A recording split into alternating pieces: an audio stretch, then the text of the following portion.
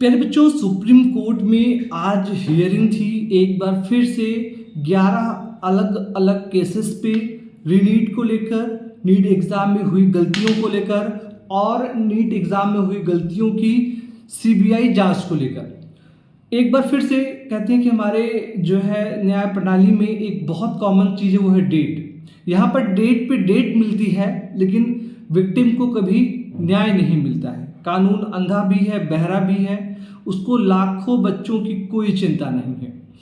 CBI जांच पर supreme court ने आदेश दिया है कि हम पहले एनटीए से पूछेंगे कि गलती हुई है या नहीं हुई है, या जो बच्चे केस कर रहे हैं ये फेक केसेस कर रहे हैं, ठीक है। तो इसके लिए सुप्रीम कोर्ट ने अगली डेट दे दी है, जुलाई के महीने में 8 तारीख की, यानी कि 8 जुलाई को नेक्स्ट हियरिंग है।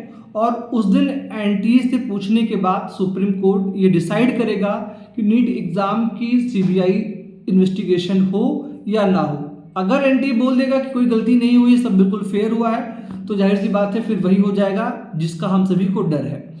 दूसरी बात, अलग अलग केसेस की हुई कि नीट एग्ज़ाम कैंसिलेशन और जो है रीनीट, तो फिर वही जो कि कलकत्ता हाई कोर्ट ने किया था, दिल्ली हाई कोर्ट ने किया था और इससे पहले सुप्रीम कोर्ट की दूसरी कमेटी ने किया था, वही चीज़ फिर से सुप्रीम कोर्ट ने बोल दिया है कि किसी भी चीज़ का ऑर्डर देने से पहले एक कानूनी प्रक्रिया होती है। जब तक हमें ये प्रूफ नहीं होगा कि नीट एग्ज़ाम में गलतियां हुई हैं, गड़बड़ी हुई है, तब तक हम किसी भी एग्ज़ाम को कैंसिल नहीं कर सकते हैं और दूसरी बार उस एग्ज़ाम को कंडक्ट कराने का आदेश नहीं दे सकते हैं।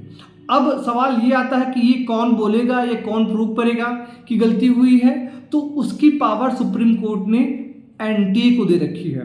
अगर एनटीए ये एक्सेप्ट कर लेता है कि हाँ मैंने जो है करप्शन किया है, मैंने बच्चों से पैसा खाया है, मैंने एग्ज़ाम में चीटिंग करवाई है, मैंने एग्ज़ाम में स्कैम किया है, तभी सुप्रीम कोर्ट रीनीट एग्ज़ाम कराने का या फिर एग्जामिनेशन को कैंसिल करने का ऑर्डर देगा।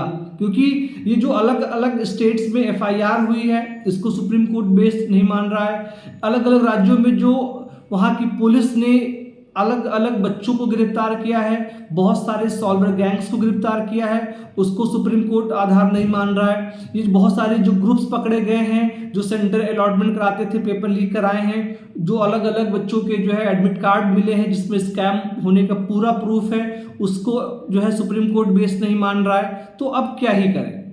बच्चों की न्याय की जो उम्मीदें थी वो धीमे धीमे फीकी पड़ती जा रही हैं, क्योंकि हमारे देश में सरकार हो या फिर कोर्ट हो, सब अंधे और बहरे हैं। सुनाई उसी का पड़ता है जिसके जेब में पैसा होता है, न्याय उसी को मिलेगा जो बहुत बड़ा करप्ट होगा।